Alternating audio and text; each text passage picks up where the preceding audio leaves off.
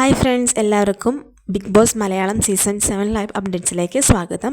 അപ്പോൾ എല്ലാവരെയും big boss living ഏരിയയിലേക്ക് വിളിച്ച് വരുത്തിയിട്ടുണ്ട്. ഇന്ന് ഫാമിലി റൗണ്ട് ആയതുകൊണ്ട് 3 ആളുടെ ഫാമിലിയാണ് വരുന്നത്. അക്ബർ, ആദില ആൻഡ് സാബുമോൻ. ആദ്യം നൂറയുടെ കാര്യമൊന്നും ബിഗ് ബോസ് പറയുന്നില്ല കേട്ടോ. അതിനുശേഷമാണ് നൂറയോട് പറയുന്നത് നൂറ വിഷമിക്കേണ്ട, നൂറയുടെ ഫാമിലി വരുന്നുണ്ടെന്ന്. ആൻഡ് അക്ബറിനോട് ബിഗ് ബോസ് പറയുകയാണ് ഫാമിലിനെ കാണണമെങ്കിൽ ആക്ടിവിറ്റി ഏരിയയിൽ വെച്ചിട്ടുള്ള ടാസ്ക് കംപ്ലീറ്റ് ചെയ്യണമെന്ന്.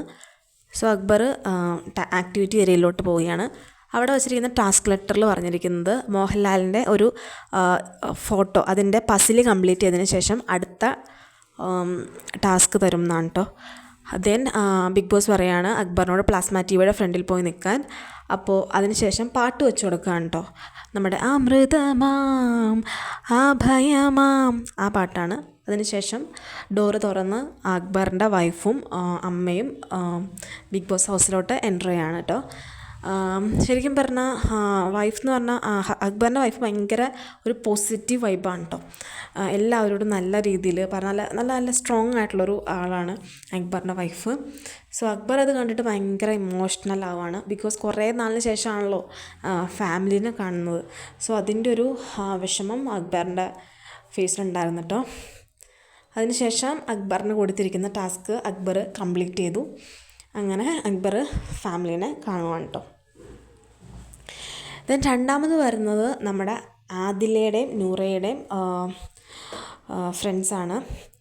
അപ്പോൾ അതിനിടയ്ക്ക് നൂറ പറയുന്നുണ്ട് ബിഗ് ബോസ് ഇതിൻ്റെ ഇടയ്ക്ക് എൻ്റെയും കൂടി വേഗം തീർക്കുവാണല്ലേ, കാരണം എൻ്റെ മര്യാദയ്ക്ക് എൻ്റെ പേരൻസിനെ കൊണ്ടുവന്നു എന്നൊക്കെ നൂറ പറയുന്നുണ്ട്.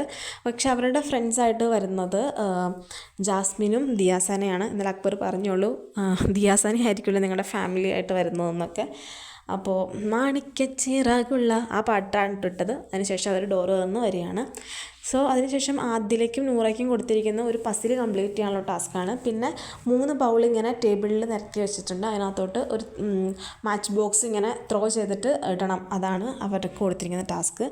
ആ ടാസ്ക് ശരിക്കും പറഞ്ഞ ഒരു കുറേ ടൈം ആ ടാസ്കിന് വേണ്ടിയിട്ട് ഉപയോഗിച്ചു എന്ന് തോന്നുന്നു. കാരണം ഞാൻ ഈ ഒരു ടാസ്ക് കണ്ടിട്ട് ബോറടിച്ച് പോയി ഫുഡ് കഴിച്ച് വന്നിട്ടും ആ ടാസ്ക് ഇങ്ങനെ കംപ്ലീറ്റ് ചെയ്തുകൊണ്ടേ ഇരിക്കുവാണ് കേട്ടോ. അല്ല, ടാസ്ക് നടന്നുകൊണ്ടേ ഇരിക്കുവാണ് കേട്ടോ.